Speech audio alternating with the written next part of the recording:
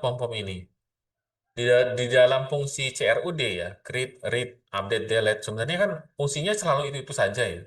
Misalnya ada fungsi namanya get context data di dalam grid view, yang tujuannya adalah untuk memasukkan data konteks yang kalian tampilkan ke template. Misalnya di sini kalian mau menampilkan informasi nih di sininya di dalam template. Nah, kalau kalian ingin membuat supaya template menampilkan informasi dari coding Python kalian, kalian akan panggil salah satu metode di dalam grid view yang namanya adalah konteks data.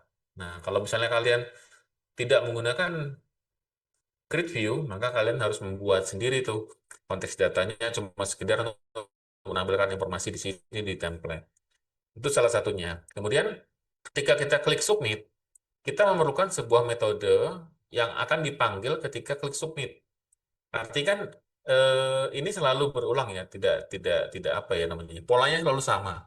Maka sudah ada metode-metode yang tersedia di dalam kelas Grid View, sehingga kita cukup mengisikan, misalnya di sini, saya ambil contoh,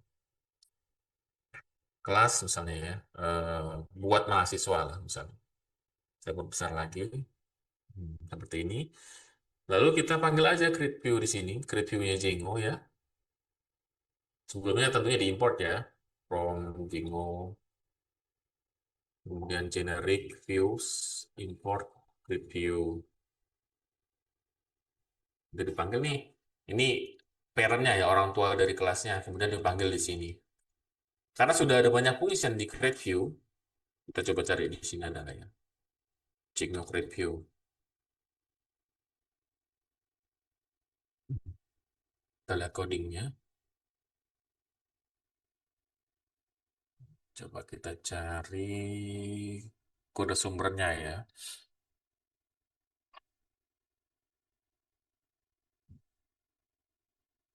Nah, ini create view.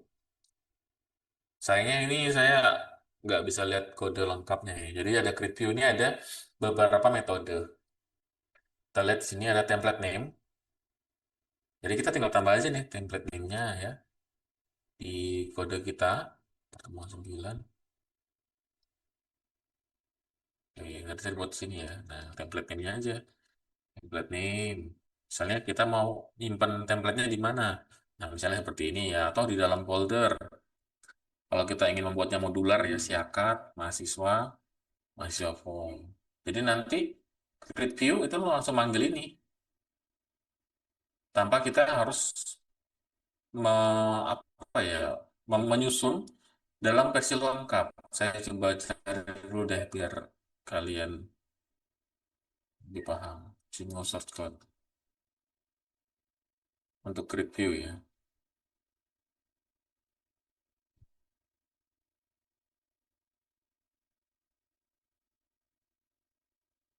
Oh, ini sudah terlalu dipermudah lagi sini.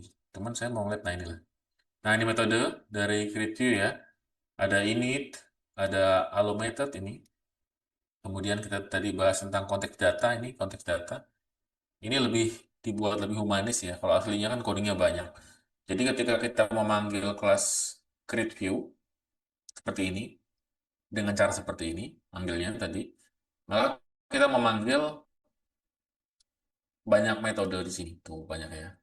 Ini tidak semua ditampilkan.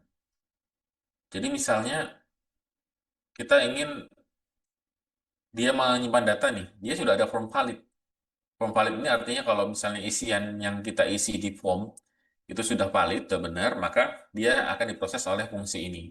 Tapi kalau salah akan dikembalikan dengan yang ini. Misalnya kalau konteksnya kita tadi buat mahasiswa, misalnya nama ya, kemudian email. Nah, ketika ngisi email, penggunanya itu nggak memasukkan email, maka nanti akan diproses oleh from invalid. Tetapi kalau sudah semua sesuai, misalnya ada angka diisi angka, ada email diisi email, kemudian maksimal karakternya, minimal karakternya itu sudah memenuhi standar yang telah kita tetapkan, maka yang dipanggil adalah from valid. Kita tidak perlu lagi membuat from valid, from invalid, dispatch, dan lain-lain ini. Cukup kita menyiapkan template-nya mau pakai yang mana. Seperti itu. Kemudian apa? tabelnya mau yang mana? Tabel mahasiswa berarti mahasiswa. Nah, kalau aplikasi kita siakat, maka tinggal dipanggil aja from siakat, models, import, mahasiswa, misalnya gitu ya. Berarti nanti dia akan membuat data dari model mahasiswa nih. Jadi yang kita sediakan cuma dua ini saja, muncullah sebuah form untuk mengisi identitas mahasiswa tanpa kalian harus coding kelas yang apa namanya kompleks ya atau dari awal. Kalau ini tentu kalian harus sediakan ya template name harus sediakan walaupun sebenarnya di template juga Django sudah menggunakan sistem seperti kita tinggal panggil form saja kayak gini, form gini. Nanti semua itu akan dirender oleh Django sehingga dia menampilkan sesuai dengan yang ada di model. Misalnya di model kalian tuh ada kolom nama, kolom NPM, kolom email, itu nggak perlu kalian buat misalnya input, tipe, name, ya, segala macam itu. Itu nggak usah dibuat karena cukup kalian panggil seperti ini aja, variable form. Maka nanti template-nya akan merender dari Django-nya ya, sehingga tampillah tampilan-tampilan seperti yang tadi kita lihat di sini.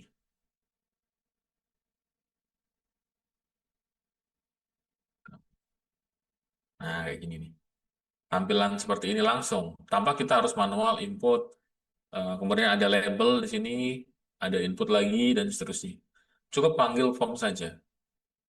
Nah, ini kalau misalnya kita menerapkan konsep dari pewarisan.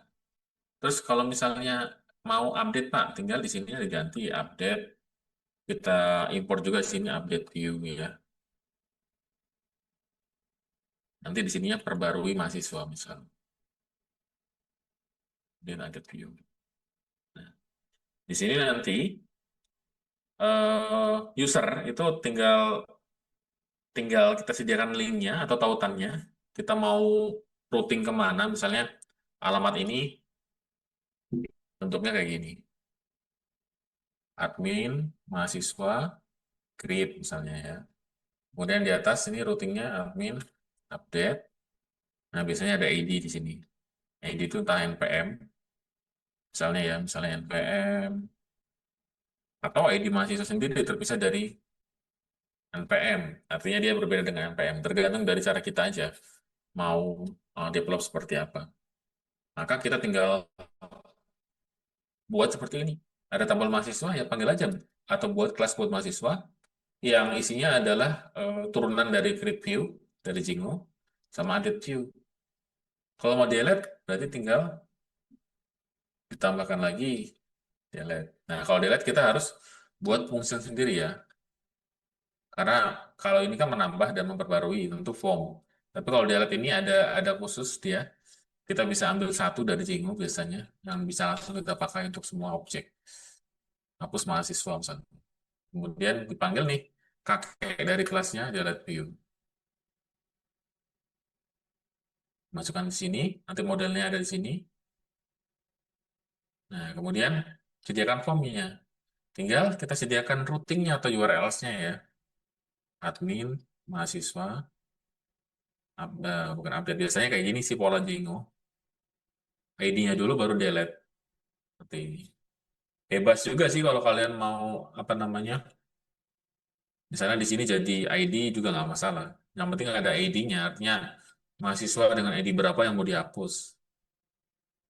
Nah, sekaligus saya menjelaskan, ketika ujian kemarin saya sering sekali menemukan mahasiswa itu gagal dalam menerapkan apa namanya RBAC ya, role based access ya, role based access control yang kita kemarin sudah pelajari di MKSI. Misalnya kayak gini,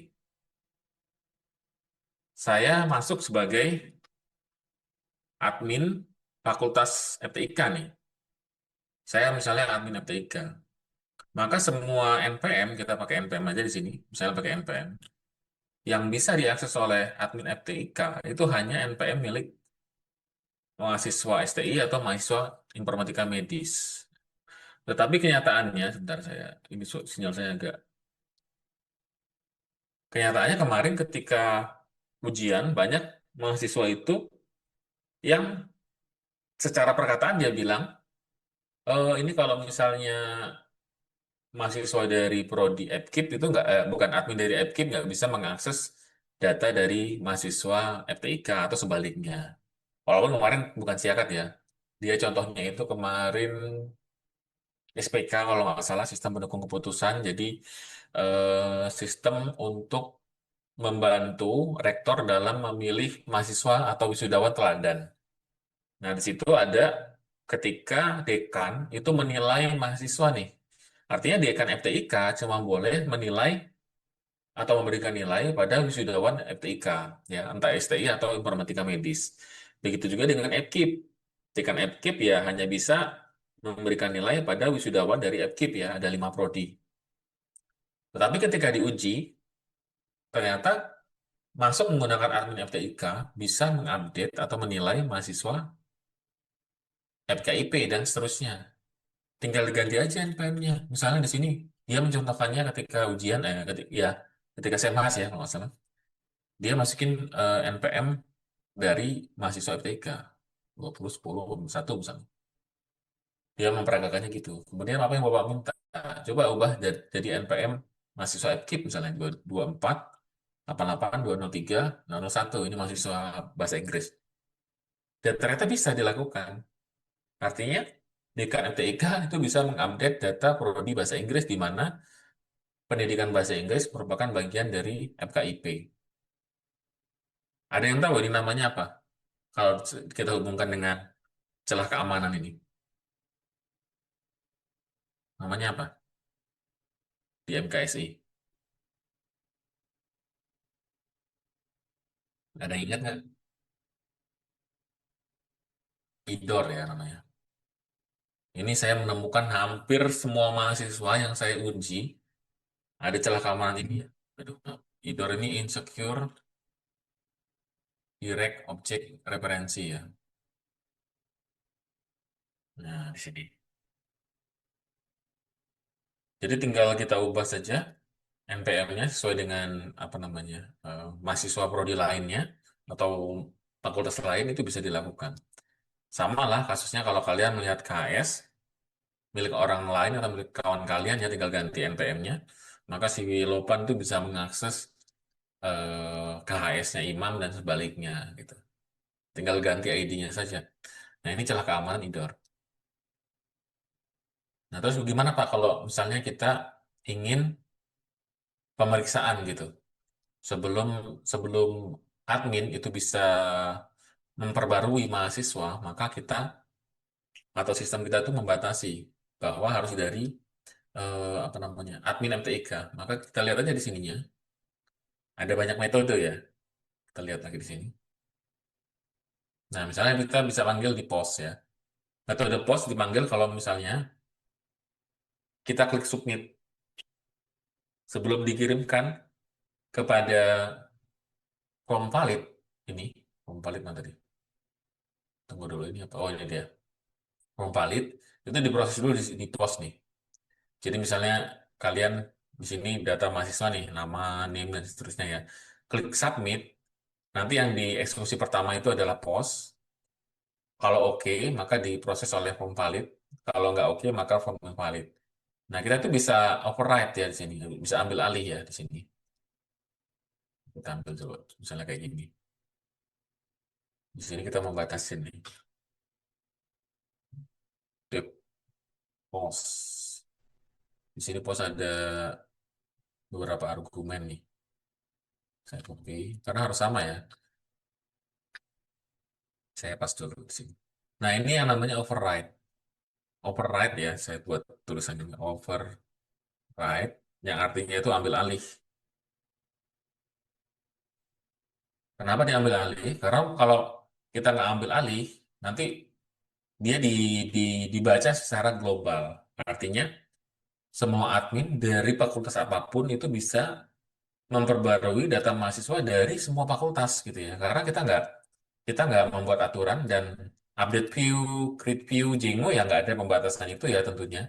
Karena kan bawaan dari Django, masa dia tiba-tiba sudah batasin ini fakultas, ini prodi kan nggak. Dia selalu universal, maka disebutnya generik ya, umum. Maka kita nggak bisa langsung pakai apabila kita yang berdasarkan role. Role-nya sebagai admin apa, fakultas apa gitu ya. Nah, di sini kita bisa terapkan ini secara singkat ya, karena kalau misalnya mau kita buat lengkap kan agak sulit ya. Jadi kita mulai gini, apps add user. Jika user has grup ini, memiliki grup, misalnya dia grupnya admin RTIK. Nah, nanti dicek nih, tunggu dulu, ini malah dia AI. Dicek di formnya, eh, di init form namanya. Field, saya agak lupa juga ya kalau kalau nggak pakai VS Code susah. Init form, misalnya NIM-nya deh, NIM mahasiswa ya. Saya definisikan dulu di sini, NIM. Nah, kayak gini. Ketika seorang admin dari FTIK itu memasukkan NPM mahasiswa prodi PBI ya, Pendidikan Bahasa Inggris. Nanti kan kita harus cek dulu nih, kenapa pakai NIM? Karena di model kita, tabel mahasiswa itu ada kolom NIM. Jadi ini namanya NIM. Nanti nggak bisa langsung kita cek by NIM ya. Misalnya jika NIM-nya diawali 2488203, jika diawali 2388203 itu nggak bisa kayak gitu ya. Maka kita manggil studentnya atau mahasiswa deh pakai bahasa Indonesia aja. Panggil student, bahasa Inggris lagi. Mahasiswa, objects, kemudian get PK sama dengan NIM misalnya. Nah ini udah dibuatin pula. Jangan tapi ya. Ya misalnya kita punya model di atasnya. Kelas, biar kalian nggak bingung pula. Models, model ini nah ini dibuatin. Ini di file models.py ya. Yang ini di file views.py. Jadi ini adalah file yang berbeda terpisah ya. Kita punya tabel mahasiswa, di mana tabel mahasiswa itu punya 3 kolom ya. Ini sederhana aja. Name, nama, dan email. Nah, untuk mencegah supaya admin FTIK misalnya bisa memperbarui apa namanya mahasiswa PBI yang merupakan mahasiswa dari AppKit, maka kita bisa lakukan override-nya, ambil alih metode post. Kita lihat nih, di sini ada metode post, berarti bisa kita ambil alih. Kalau di sini orang tua kelasnya itu nggak ada metode post ya kita nggak ambil alih, namanya buat dari awal ya. Yang kita bisa ambil alih itu yang memang sudah ada di sini, gitu ya. Nah, lalu ketika dikirimkan atau disubmit, mahasiswanya mau dibuat nih oleh admin FTIK, maka dicek dulu NIM-nya berapa. Kenapa pakai NIM, Pak? Karena di sini nama fieldnya tuh NIM, nama kolomnya ya NIM. Maka nanti di form NIM-nya, NIM dari formnya adalah NIM. Clear form ini artinya apa, Pak? Artinya form yang sudah dibersihkan ketika dikirim. Sudah difilter jingle ya. Maka namanya ini, seperti ini. Lalu nanti mahasiswa, kita kita ambil nih NIM-nya. Sekarang jangan juga pola kalian gini ya, misalnya if NIM starts with, artinya dimulai dengan 22 berapa kalinya? 2259 misalnya. Baru boleh misalnya. Return ya. Iya, iya sama-sama. Nah, misalnya kalian kembalikan kayak gini nih, return post gini ya. Kayak gini. Ini saya langkah dulu deh. Ini metode pengecekan yang sangat sembrono ya, karena pengecekannya kayak gini. Ini start. Jika NIM dimulai oleh 2259, maka dia boleh memproses ya. Veteran super post ini artinya saya memanggil apa namanya? Post asli, metode post asli ya di sini.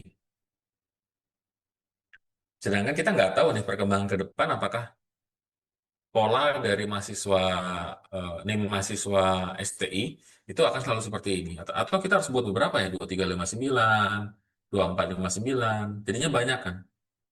Nggak mungkin kita lakukan cara seperti itu. Maka cara paling mudah dan paling benar sebenarnya untuk kamu ya, adalah kita memanggil mahasiswa tersebut. NIM-nya sudah dapat, kita ambil nih di sini, atau bisa pakai NIM gini, ambil objek mahasiswa, objek itu artinya data atau row ya, baris, dari tabel mahasiswa berdasarkan NIM. Select bintang from table where NIM sama dengan NIM ya, kalau di SQL. Nanti baru dicek nih.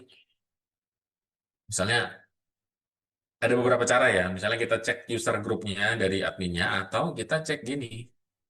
Harus dua ini kalau disinggung. Mahasiswa ini kan, oh bentar bisa juga kayak gini. Kita ambil langsung gini aja, sama dengan mahasiswa prodi misalnya. Sini ada prodi nggak? Nah, ini kita tambah dulu prodi nih. Prodi misalnya.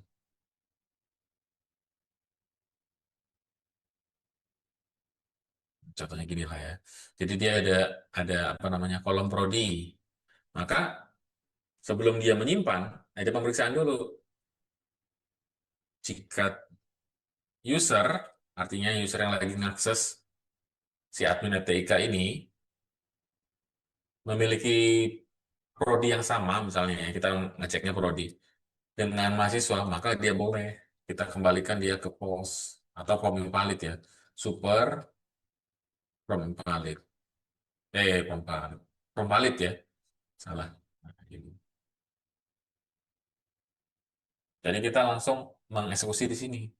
Maka kalau fungsi-fungsi create dan update itu nggak pakai atau tidak mensyaratkan perubahan ya, tinggal kalian pakai aja create view dan update view tanpa ada perubahan. Tapi kalau kalian ingin ada override ya, atau ada peraturan-peraturan tertentu yang harus dipatuhi di dalam kelas tersebut ya, kalian harus harus override ya, atau ambil alih. Contohnya lagi, metode lain yang bisa kita pakai itu adalah dispatch. Nah, dispatch nih. Metode dispatch ini dipanggil ketika kelas tersebut dipanggil pertama kali. Jadi kalau misalnya kalian ada tombol atau link ya, link ini diklik, kemudian linknya, dia belum manggil apa-apa, metode pertama yang akan dipanggil itu adalah dispatch. Ya, dispatch.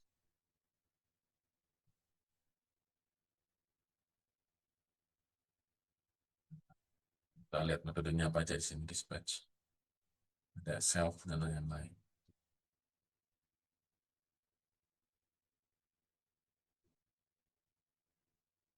Ini bisa juga. Nah, ini saya langsung anuin aja ya. Bedanya, kalau yang post, ini dipanggilnya ketika user itu klik submit. Ya, jadi dia muncul identitas mahasiswanya. Di sini kan contohnya adalah mengupdate mahasiswa dengan NPM 2488203031. Ketika diklik, ya dia muncul tetap name, kemudian nama, dan seterusnya sesuai dengan name ya, atau NPM dari mahasiswa. Tetapi ketika ada submit, dia nggak bisa atau dibatalkan karena kita menggunakan fungsi ini. Nih, karena ada pengecekan ya. Oh, mahasiswa yang mau diedit itu bukan bagian dari fakultasnya si user nih, atau fakultasnya admin FTIK. Maka nggak boleh. Gitu. Ini kalau misalnya kita operate-nya di pos. Ya. Maka kalian harus tahu konsep-konsep dari setiap metode yang berada di kelas parent-nya. Nah, kalau mau kasus lain atau metode lain atau skenario lain ya, maka Pak saya nggak mau formnya itu muncul Pak. Saya maunya ketika dia klik link ini, admin masuk update, ya langsung diberi larangan aja tanpa dia bisa melihat isi dari datanya. Ya, kalau kayak gitu berarti kita mainnya di dispatch. Kita cek lah di sini ya, if self, kita panggil dulu mahasiswanya di sini sama ya. Nah, mahasiswa di sini kan nggak ada NIM nih. Kalau yang di sini jelas karena NIM dikirimkan bersama form ya. Saya ulang lagi. Ketika kalian mau membuat objek mahasiswa, NIM-nya itu dikirimin bersama form ya. Formnya itu ada NIM-nya. Misalnya di sini itu ada NIM nih, berapa gitu ya. Jelas dia akan ada data yang diproses di server karena dikirimkan data NIM-nya.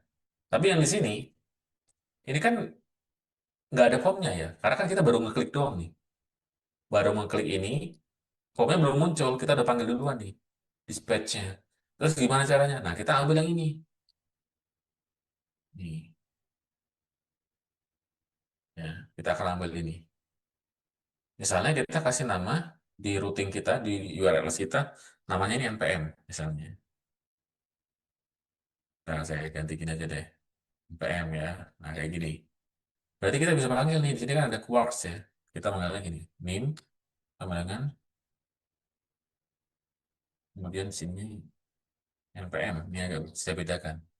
Karena di urls.py, ID kita kasih nama npm. Kalau misalnya di sini nim, ya berarti sini nim juga. Nah, maka tanpa form itu bisa terkirim ya. Nimnya kita langsung ambil aja dari sini. Misalnya saya masukkan ke sini, nimnya 22, sekian-sekian lah ya. Nanti ini bisa diambil tanpa kita harus menunggu form kayak gini nih. Misalnya ini ganti ini 2259 20 10 01 misalnya. Kalau itu kan akan diproses ketika klik submit ya. Akan diproses di sini. Tetapi misalnya si developer nggak mau, Pak, saya nggak mau. Mereka tuh melihat langsung isi datanya. Saya maunya ketika dia klik link ini, ya otomatis dikasih peringatan bahwa dia nggak berhak gitu. Makanya di sini di dispatch ya. Dispatch adalah metode yang dipanggil pertama kali ketika update view itu dipanggil. Ya, jadi orang tuanya dipanggil nih update view, maka akan dipanggil dispatch-nya. Tapi kan kalau kita nggak kita langsung pakai dispatch versi update view, nggak ada pemeriksaan kayak gini ya, maka kita perlu melakukan yang namanya override ya, override atau ambil alih. Saya ambil alih lah metode dispatch-nya karena saya mau melakukan pemeriksaan dulu.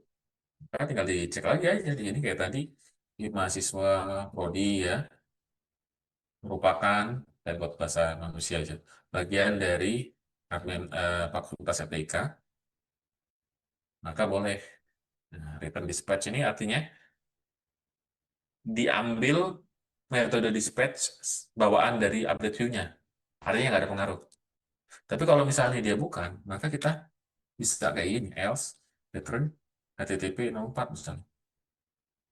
404 ya, kayak gini.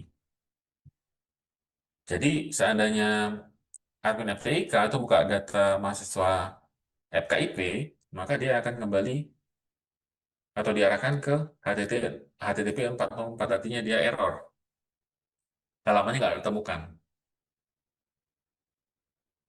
Nah, ini bisa lebih disederhanakan dengan cara apa? Ada yang tahu nggak? Ini kan jika dan ini else ini artinya jika tidak memenuhi yang ini, maka dia yang ke sini. Apakah else ini bisa dihilangkan menurut kalian?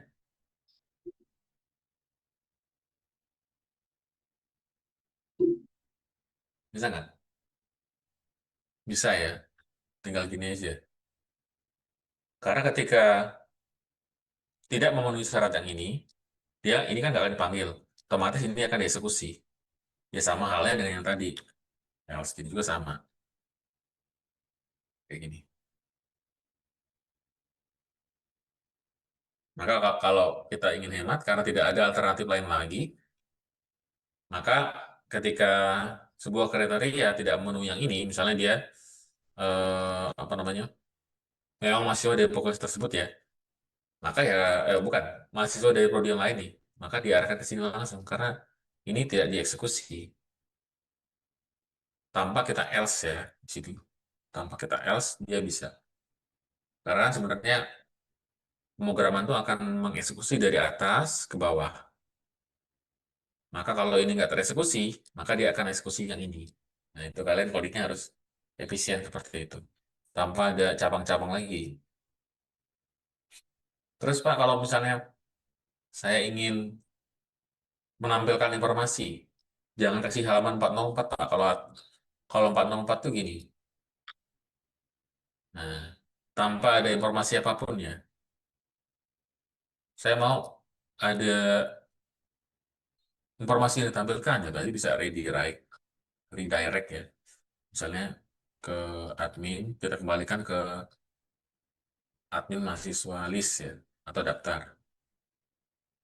Maka kalau misalnya dia nggak berhak, akan kita kembalikan ke sini, ke view admin mahasiswa daftar. Karena dia nggak berhak. Mau menampilkan informasi berarti pakai message info request, kita kasih informasi Anda tidak berhak mengakses data mahasiswa tersebut. Nah, misalnya kayak gitu. Kalau praktek baik sebenarnya ya, ada kelemahan-kelebihan sih. Kalau kita menggunakan HTTP 404, itu secara security itu bagus, karena dia tidak memberitahu bahwa ada mahasiswa dengan NIM tersebut, gitu ya. Artinya, mau mahasiswa itu ada apa enggak, dia kasih statusnya seperti itu, 404, yang seperti tadi. Seperti ini. Nah, kayak gini nih. Dia kan nggak ngasih info apa-apa ya, pokoknya 404 aja. Misalnya dia masukin di sini NPM-nya 2259, 20, 10, 100 nih. Mahasiswa itu ada, tetapi beda beda fakultas nih misalnya ya. Maka dia kembalinya 404. Nah, kalau kita mengembalikan 404, berarti di sini penyerangnya itu ngasih NPM masing-masing kan. Kembalinya akan sama 404 juga. Dari situ kan setidaknya penyerang itu tidak tahu bahwa ada NIM tersebut ya. Artinya 404 semua. Tapi kalau kalian terlalu informatif, kelemahannya adalah setidaknya dia tahu bahwa mahasiswa itu ada. Karena di sini dia mengatakan Anda tidak berhak mengakses data mahasiswa tersebut. Nah, berarti mahasiswa ini ada datanya. Nah, ketika dia sudah tahu udah ada data mahasiswa itu, maka dia tinggal mencari endpoint atau routing lain yang mensyaratkan NIM atau NPM. Tinggal dicari aja, kemudian masukkan nih NIM-nya. Tuh. Secara security sebenarnya bagusnya 404. Tapi secara humanis ya tentunya bagusnya yang seperti ini ya. Artinya kan tidak semua orang tuh paham juga IT ya. Nanti Pak, oh ini isinya 404 ya. Nah kita juga nggak bisa jawab nih. Kenapa 404? Tapi kalau misalnya kita kasih kayak gini, oh berarti itu masih ada prodi lain karena kan muncul informasinya seperti itu. Karena di dalam kenyamanan kan ada celah keamanan ya. Memang nyaman kita ngasih informasi yang sangat lengkap ya, tapi di sisi lain jadinya tidak aman. Seperti itu. Nah, di Create View itu banyak ya metode-metodenya. Jadi, kalian tuh nggak perlu membuat banyak metode ini. Oh, kan ada banyak ya. Cukup menggunakan dua ini cukup aja dia nggak mesti semua kalian buat metodenya. Nah, itulah fungsi dari pewarisan ya. Kalian nggak perlu buat post, buat get query set, buat get from class dan seterusnya. Cukup tiga line ini kalian sudah bisa membuat fungsi atau view create ya, membuat create ini kan. Tapi sekali lagi kalau misalnya kalian ingin melakukan filter atau sanitasi ya, maka kalian harus override atau ambil alih metode-metode dari parent class-nya. Ini tiap tiap metode punya fungsinya ya. Misalnya kayak get ini untuk menampilkan template-nya, get konteks data untuk menyisipkan konteks datanya. Misalnya kalian mau di form mahasiswa kayak gini, ada informasi nih cara-caranya gimana, maka nanti coba gimana Pak? Bentar ya.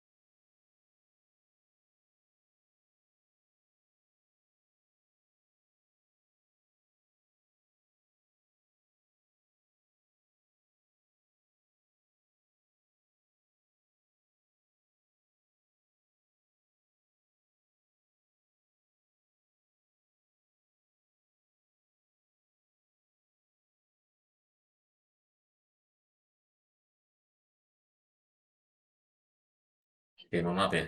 Tadi ada Pak Ardo. Dari mana tadi saya? Oh ya, ini ya, banyak fungsi-fungsinya. Jadi kalau kalian ingin memanggil parent class itu dipahami semua metode yang di get object ini artinya kalian mau mengambil objek dari mahasiswanya ya, NPM-nya berapa. Nah ini, NPM berapa nanti dia mendapatkan objek tersebut. Kemudian sukses URL dan seterusnya lah, ada banyak ya. Ini adalah contoh dari penerapan parent class kepada child kelasnya ya, orang tua kelasnya kepada anak kelasnya. Nah, sampai sini ada pertanyaan, silakan. Nah, ini kan apa yang kode yang ditampilkan ini kan untuk membatasi role tertentu untuk mengedit suatu NPM mahasiswa. Iya, Bagaimana betul. kalau dari awal itu misalnya admin FTIK itu dari awal nggak punya akses untuk informasi ke ma- mahasiswa prodi lain. Jadi Oh iya, kalau paham, Bapak. Jadi dia nggak ada, kalau dia nggak gimana, ada akses informasi, jadi dia nggak bisa ngedit, Pak. Pak? Dan dari awal dia nggak bisa Oh, pencet tombol edit. Ini kan iya. Oh, edit. itu. Oke, oke, ah, oke, oke. Iya, iya, paham, paham, paham. Oke, saya jawab ya. Kalau nggak mau seperti itu, maka namanya adalah di sini. Saya buat di mana ya, biar mudah ya. Sinilah, ya, kecil dikit. Itu namanya list view. Kita cari di sini ada nggak list view ya. Oh, nggak ada di sini ya. Ntar saya cari Cengho, list view. Nah, ini dia. Cari yang agak mudah dipahami dulu ya. Karena dokumentasi Cengho itu agak sulit untuk Gen Z saya lihat. Kalau Rafael itu lebih mudah. Nah, ini seperti ini ya list view. Gunanya itu untuk menampilkan daftar mahasiswa. Misalnya saya ngambil contoh web wisuda deh. Ini kan pakai Jingo juga web wisuda.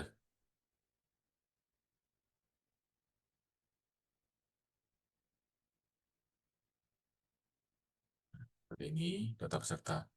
Ini adalah list view ya. Nih.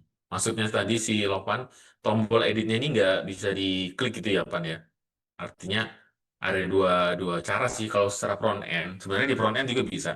Front end ini di sini ya, misalnya kayak gini. Saya kan kebetulan pakai akses super admin ya, jadi bisa semua prodi atau semua fakultas. Misalnya saya masuknya pakai fakultas FTIK. Di sini kan hukum nih. Kalau mau bermain dengan front end, memang bagusnya gitu sih. Kita inspect misalnya. Ini contoh aja ya. Misalnya di sininya kita pakai ada nggak ya kelas buton buton disable ya? Saya agak lupa juga. Belum berubah sebentar. Artinya kita bermain dengan front end juga.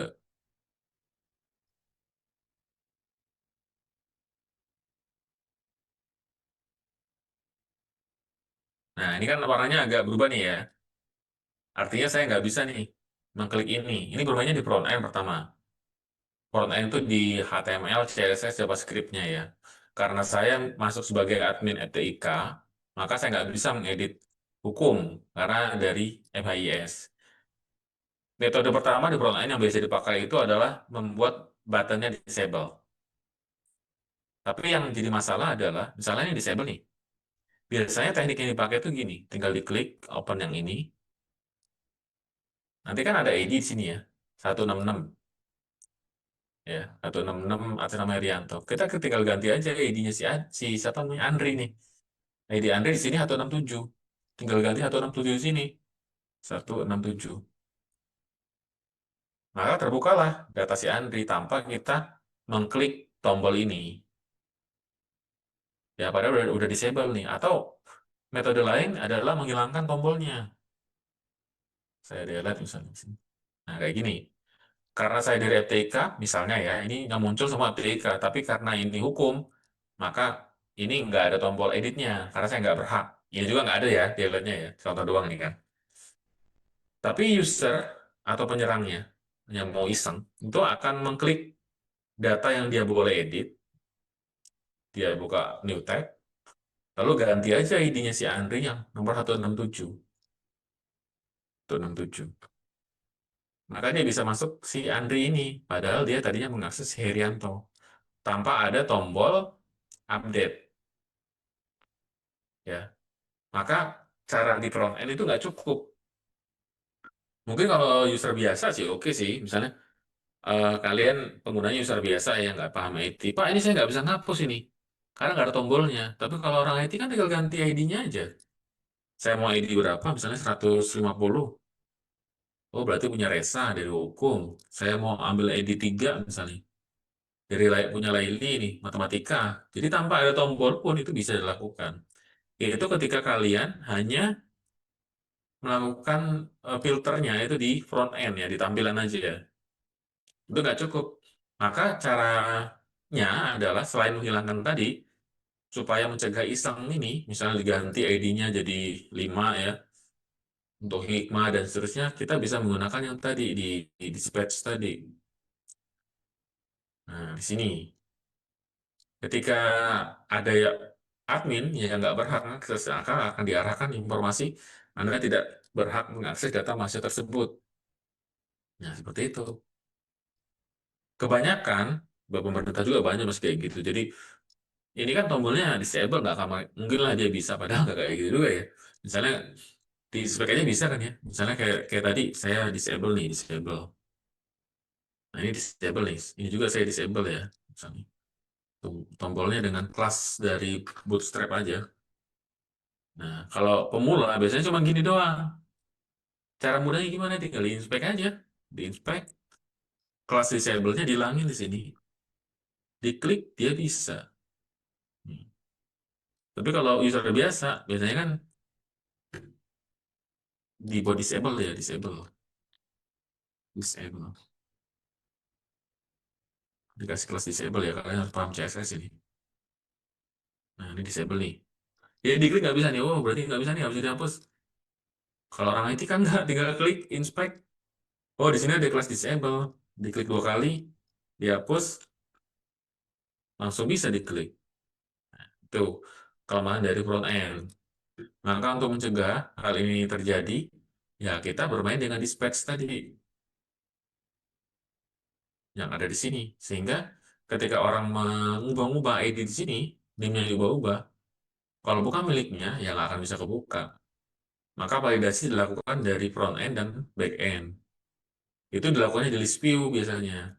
Nah, atau gini, di Django juga punya query set namanya.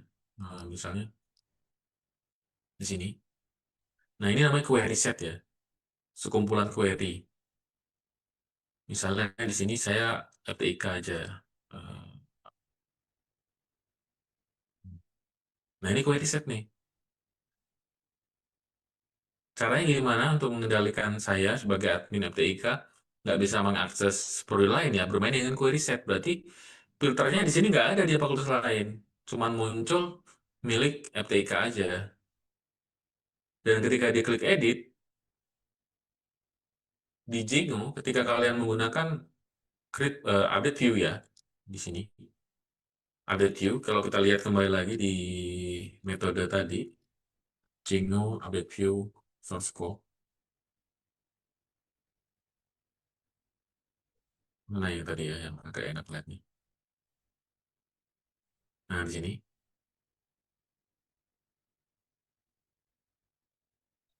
saya cari dulu ya. Nih. Ada query set sini ya. Query set itu adalah sekumpulan data yang dipanggil. Maka kalau misalnya di list view-nya, di sini, di list view-nya, dia cuma dapat fakultas FTIK,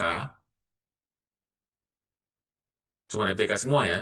Nanti otomatis kita nggak bisa panggil panggil objek di luar dari query set kita. Ngerti nggak kalian? Misalnya di sini kan semua NPM-nya adalah NPM FTIK nih. Kalian tiba-tiba mau membuka, diklik gini, ganti NPM-nya. Ganti NPM-nya prodi lain, misalnya 50 dan seterusnya ya. Itu nggak bisa dilakukan. Kenapa? Karena dia akan cek. Jika NPM itu ada di sini, ada di list view, maka boleh. Tapi kalau nggak ada, dia nggak boleh. Nah, itu sudah bawaan dari Jingunya. Maka sangat penting bagi kalian untuk belajar pewarisan ya. Karena kalau kalian nggak belajar seperti ini, kalian akan manual. Padahal di Django itu sudah ada. Ketika seorang user itu sudah dibatasi dalam list view-nya, artinya dia cuma bisa melihat fakultas keguruan aja nih. Nanti semua NIM atau semua ID di dalam list view-nya itu akan dikumpulin dulu. Maka ketika dia klik edit, kalau nggak ada ID-nya di dalam list view, dia nggak akan diperbolehkan. Langsung dia muncul 404. Itu sudah bawaan. Seperti itu loh kan. Ada lagi silakan.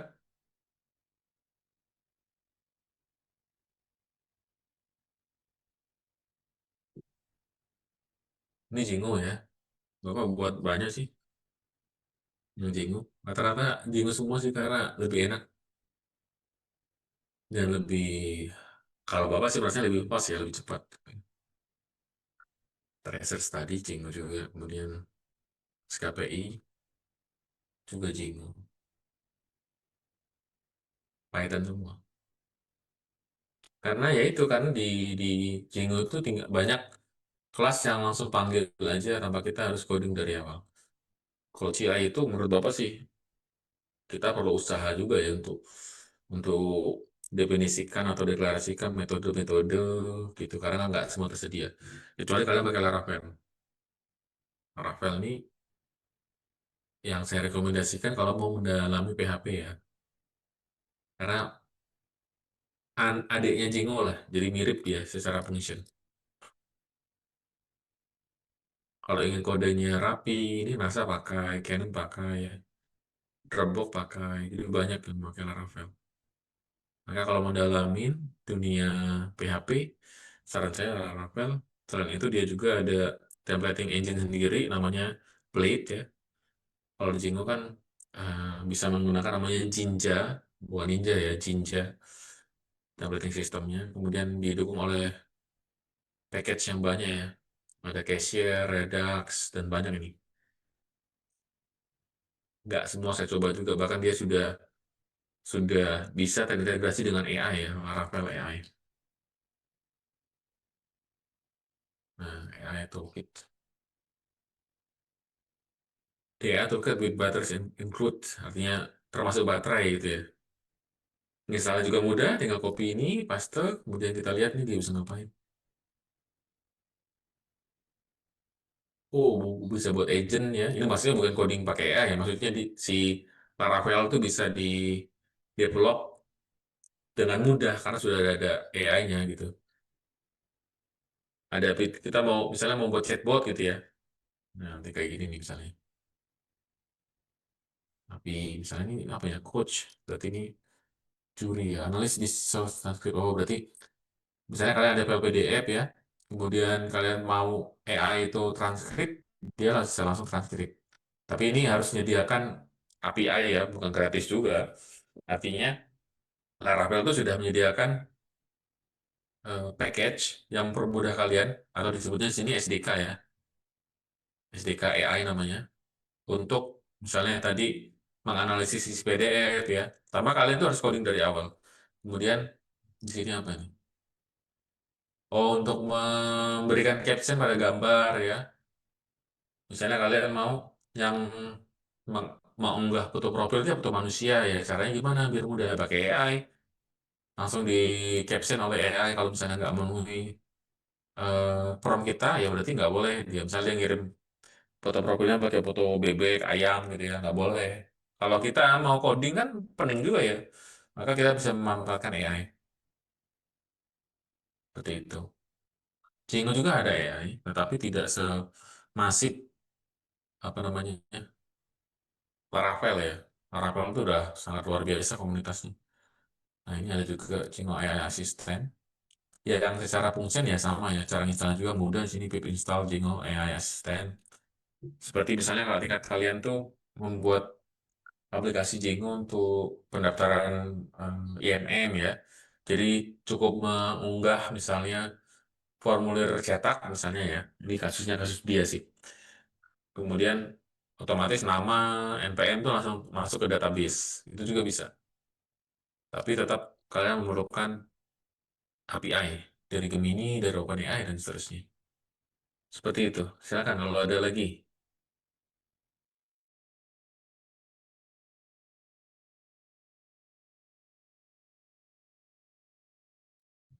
Belum ada ya. Oke, untuk UTS karena masih ada yang terlambat ya, jadi saya nggak bisa. Saya barusan apa namanya memberikan penugasan baru lagi. Nanti cek lagi UTS kalian. Seharusnya hari ini saya sudah umumkan karena ada yang telat-telat ngumpul. Wah, ini nanti kalian lihat lagi siapa yang nilai kalian ya. Nggak usah lah ya. Jadi di sini intinya adalah, coba saya buka deh, tapi nggak saya lihat di bawahnya. Nih, barusan saya menugaskan beberapa orang secara random untuk memeriksa tugas-tugas lagi yang terlambat, karena terlambat ngisi. Maka kalau terlambat ngisi ya kayak gini jadinya, apa namanya, saya harus ngulang lagi mengalokasikan siapa yang menilai kawannya. Dan saya nggak bisa ke next phase atau ke fase selanjutnya. Karena masih di submission phase ya, atau fase pengumpulan. Jadi hari ini nanti silakan diselesaikan di akun kalian. Sudah ada penugasan, mungkin nggak semua karena random ya. Saya juga tidak buka ke bawahnya, karena nanti kalian bisa melihat siapa yang menilai kalian. Setelah itu, saya tinggal close workshop, nanti muncullah nilai kalian, UTS kalian. Ya, beberapa sudah saya lihat, tapi ya nggak sampai selesai karena waktu saya juga masih terbatas. Nanti juga saya akan melakukan pemeriksaan ya. Dan beberapa nanti kalau memungkinkan akan presentasi secara langsung nanti. Kalau kita luring. Ini saya baru selesai pelatihan dan capeknya masih lumayan kerasa juga sih. Jadi kita belum bisa bertemu secara luring. Ada lagi pertanyaan silakan.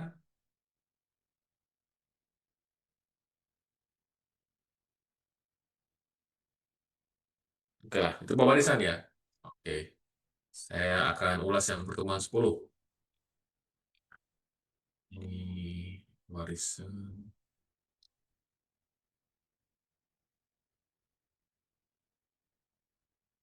Nah, kemudian pada pertemuan 10 ada istilah namanya polimorfisme ya. Polimorfisme ini banyak bentuk dalam bahasa Yunani.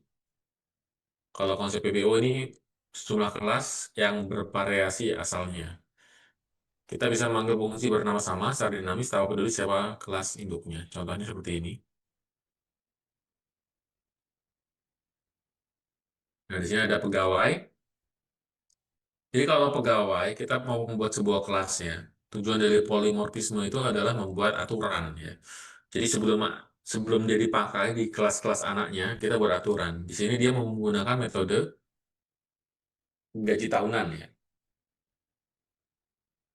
Ada gaji tahunan, kemudian fungsinya risk not implemented error. Anak wajib ada di fungsi ini. Jadi misalnya kalian mau memanggil kelas pegawai ke dalam sini, maka freelancer ini wajib memanggil atau membuat metode ini.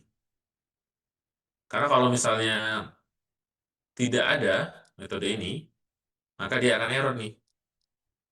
Jadi polimorfisme ini tujuannya untuk membuat aturan ya, bukan cuma sekedar mewarisi kemampuannya, tetapi ada aturan-aturan yang sudah ditentukan. Misalnya kalau membuat objek pegawai itu wajib kita harus kasih gaji tahunan. Karena kalau nggak kasih gaji tahunan nanti akan error. Mungkin di pengembangan lebih lanjut gaji tahunan ini dipakai untuk banyak fungsi ya, sehingga kalau kita nggak sediakan, ya dia akan error. Maka kalau misalnya kita memanggil atau mau membuat kelas freelancer yang merupakan anak dari kelas pegawai, maka kita harus definisikan ini. Karena di sini kan nggak ada nilainya ini gaji tahunannya, dikosongin ya. Maka di sini dibuat seperti ini. Dan juga seperti ini.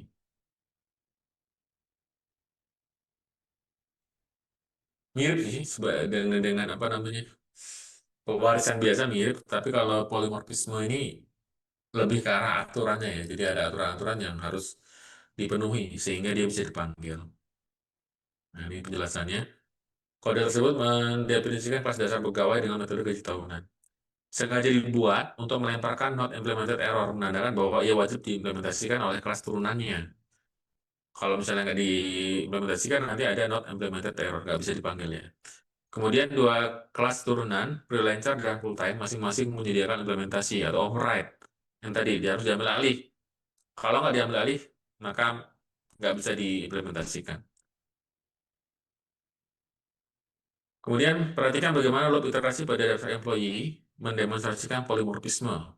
Meskipun daftar employee berisi objek-objek dengan tipe kelas yang berbeda, panggilan employee gaji tahunan secara otomatis memanggil implementasi yang benar. Kita lihat di sini.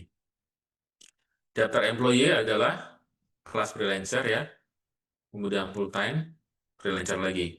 Ini objek-objek ya. Kemudian total budgetnya 0 jika, bukan. Oh, sebentar ya.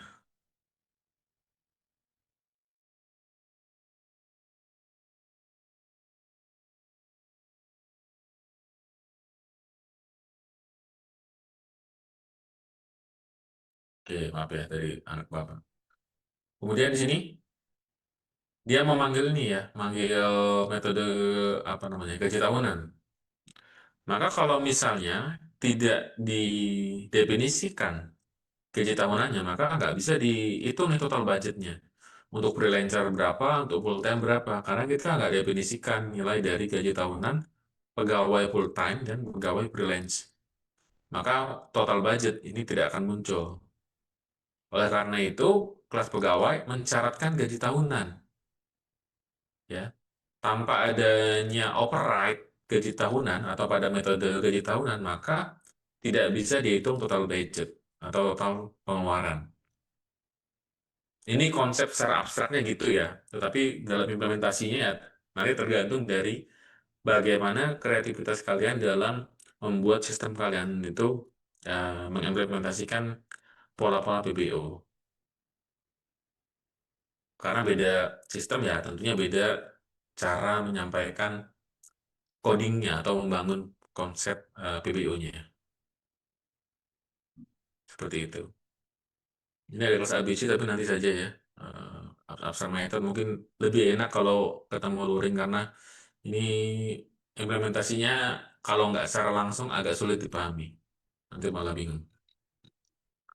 Silakan kalau ada pertanyaan lagi.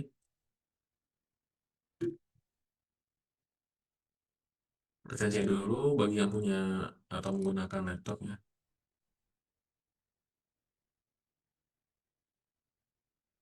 Silakan yang pakai laptop dulu.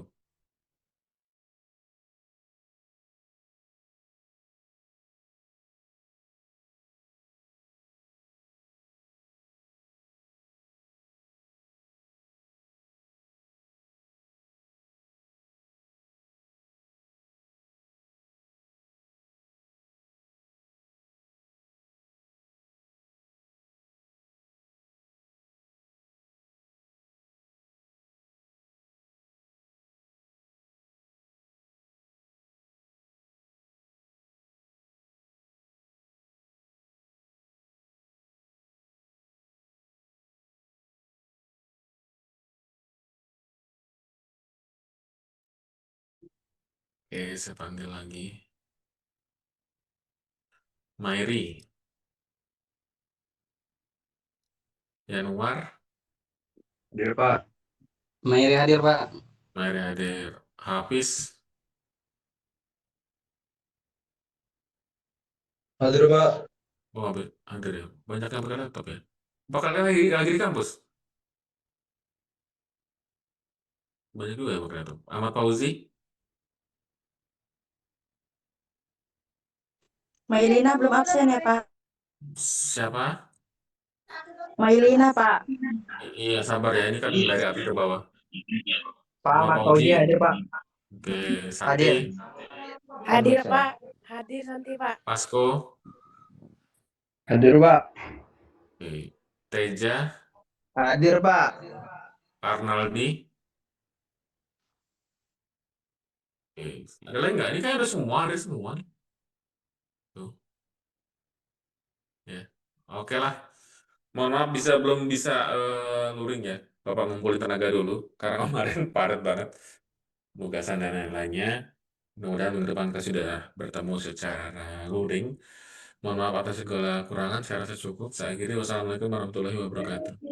Waalaikumsalam warahmatullahi wabarakatuh. Pak izin.